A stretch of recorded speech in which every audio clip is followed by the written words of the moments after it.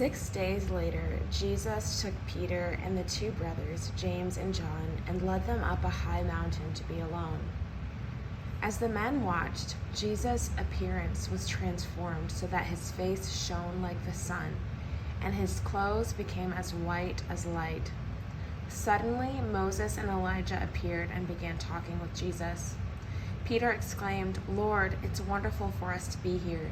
If you want, I'll make 3 shelters as memorials, one for you, one for Moses, and one for Elijah." But even as he spoke, a bright cloud overshadowed them, and a voice from the cloud said, "This is my dearly loved Son, who brings me great joy. Listen to him." The disciples were terrified and fell face down on the ground. Then Jesus came over and touched them. "Get up," he said, "don't be afraid." And when they looked up, Moses and Elijah were gone, and they only saw Jesus.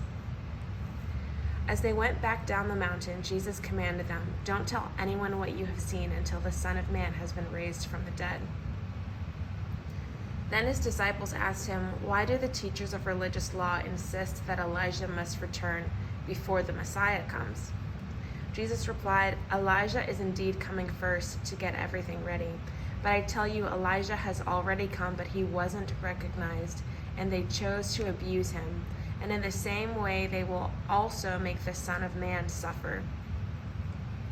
Then the disciples realized he was talking about John the Baptist. At the foot of the mountain, a large crowd was waiting for them. A man came and knelt before Jesus and said, "Lord, have mercy on my son. He has seizures and suffers terribly. He often falls into the fire or into the water. So I brought him to your disciples, but they couldn't heal him." Jesus said, "You faithless and corrupt people, how long must I be with you? How long must I put up with you? Bring the boy here to me." Then Jesus rebuked the demon in the boy, and it left him. From that moment, the boy was well. Afterward, the disciples asked Jesus privately, "Why couldn't we cast out that demon?"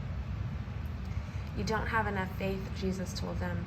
"I tell you the truth, if you had faith even as small as a mustard seed, you could say to this mountain, 'Move from here to there,' and it would move. Nothing would be impossible."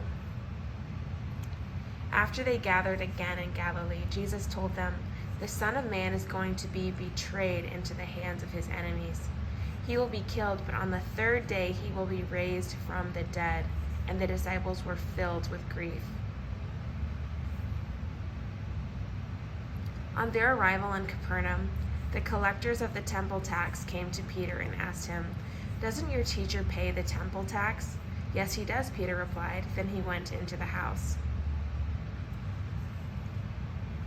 But before he had a chance to speak, Jesus asked him, "What do you think, Peter? Do kings tax their own people, or the people they have conquered?" "They tax the people they have conquered," Peter replied. "Well then," Jesus said, "the citizens are free. However, we don't want to offend them, so go down to the lake and throw in a line. Open the mouth of the first fish you catch, and you will find a large silver coin. Take it and pay the tax for both of us."